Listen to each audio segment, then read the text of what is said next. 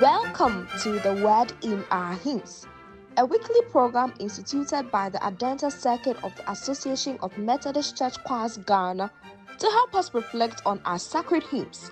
As Methodists, our hymns speak to us, preach to us, guide us, and inspire us in our faith.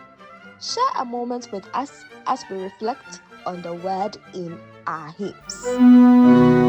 Beloved, have you ever been with a particular person who has always loved you in such a way that you cannot pay back?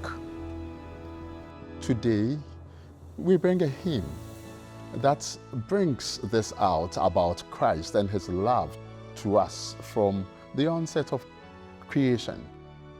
And for us, our word is, "What shall I do, my God, to love?" There's a hymn that asks a deeply personal question. How can one truly respond to God's love rather than offering quick answers?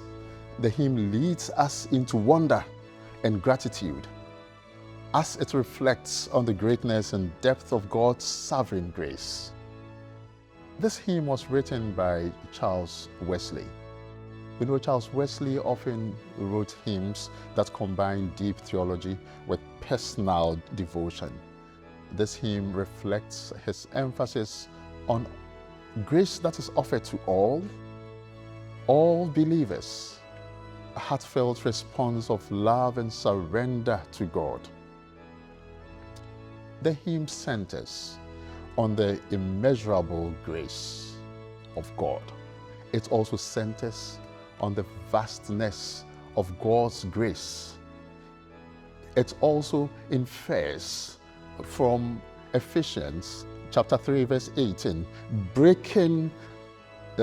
speaking mainly about the length, the breadth, the height and depth of God's grace. It also shows that God's love cannot be fully measured or exhausted. Grace for all humanity. In that fragment of the hymn, it reaches all mankind, reflects Wesley's belief that God's grace is offered to everyone without limits, without discrimination, whether you are white or you're black, yellow, tall, cute, whether you are slim or large, whether you are clean or dirty or sinful. God's love comes to you. His grace extends unto you. The hymn moves from the universal to the personal. The singer of this hymn, should always recognize that if grace had passed even by one person, then it could have passed by you. This should create a sense of gratitude and humility in deep reflection. The stanza 6, which is a prayer of total surrender. The final verse becomes a prayer asking Christ to take full possession of the heart and reign there forever. This hymn invites us to reflect deeply on God's grace, not casually, but with awe. Respond also to grace with service, with love, with praise, and also obedience.